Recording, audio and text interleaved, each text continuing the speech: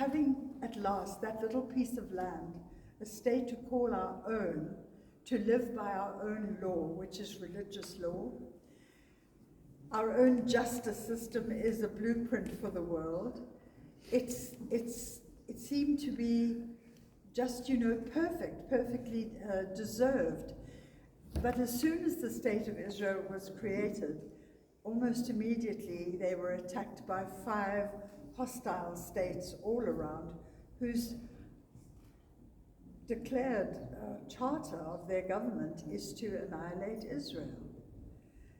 So we had the state, and immediately we tried to turn it into the desert that would bloom again, the milk and the honey and all the good things that were promised if the Jews kept their covenant with God, and that is to live by his statutes and to observe and obey his decrees. So this is a questionable thing. I can't say for the Jewish population that they have done that. I think there's a possible fault here that people have become too secular. And maybe this is, God said himself in the Torah, while we're getting there, you're all keen, you've promised to do as I say and do as I want, but when you get to the land and it succeeds and you are comfortable, you will grow fat and lazy and forget. And then I will unleash my wrath on you like you've never seen. Makes one wonder, doesn't it? Makes one wonder, because God doesn't make mistakes. So the ongoing situation happened after the State of Israel, but apart from, handling it, the Jews got stuck in, they reclaimed all the malarial land, many of them died, many of them didn't, and continued to build and develop this dream, and to live the life that the Torah promised. Life is seen as coming from God, and there is nothing more precious, and it should be protected at all costs. So my reaction on the 7th of October, after the unbelievable news broke of the attack by Hamas, which resulted immediately, the immediate death count was 1,300 people on the adjacent kibbutz, who all chose to live on those kibbutzes on the border with Gaza, because they were much more liberal in their ideas. They didn't fear. They don't like to be afraid. They like to work together.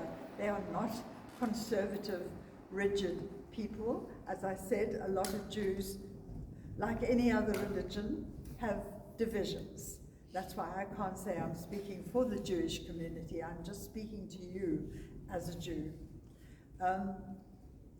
So when this happened, the other deaths happened at that music festival, the Nova Festival, which ironically was organized as a peace event. It was a peace event. And I felt that this attack had forced my people to become slaughterers as well.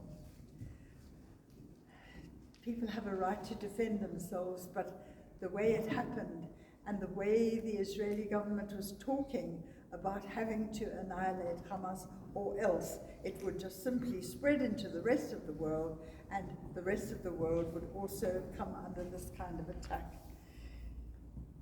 Jews do not kill easily. They shouldn't kill easily. Thou shalt not kill. We observe our commandments. So I want to know what has happened to us when our Bible, which we all read and believe in, tells us that each of us, every one of us, is made in the image of God. Surely our love of God must lead us to a love of humanity.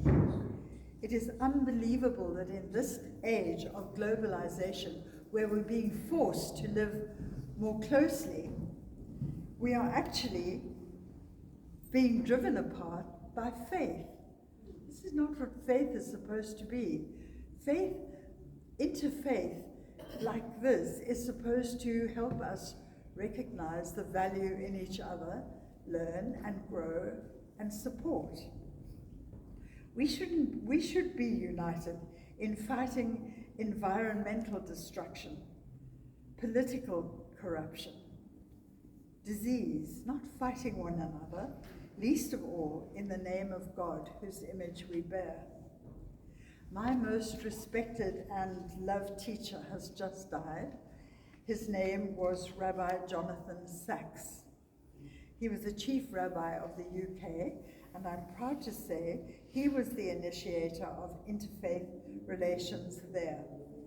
He strongly believed that tolerance and understanding is born when people with strong beliefs recognize that other people have strong beliefs too, and that even those who disagreed with them, they too should have the right to live by these, whether it's culturally, traditionally, familial, or that they've come to grown up as an adult and choose a religion which seems to satisfy their hearts and their souls. They should be respected and allowed to practice as they do. This kind of, oh yes, I must tell you, the group in England has grown very rapidly and includes Christians, Jews, Muslims, Hindus, Sikh, Buddhists, Jains, Zoroastrians, and Baha'i. There's a beautiful garden in Haifa in Israel. So it's a garden, and it's one of the most visited by tourists all over the world, really. Jill, sorry, but I think you are running a bit over time. Oh, sorry, one more. Point. Sorry, you see, I get sidetracked. I don't stick to the words, I'm sorry.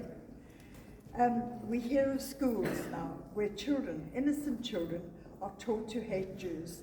To me, this is a crime against humanity and should be severely punished, like our children were kept apart until 30-odd years ago.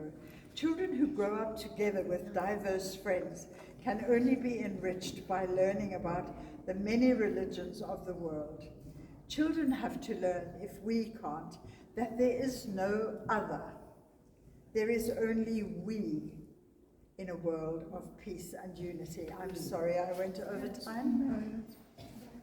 It was a relief to speak.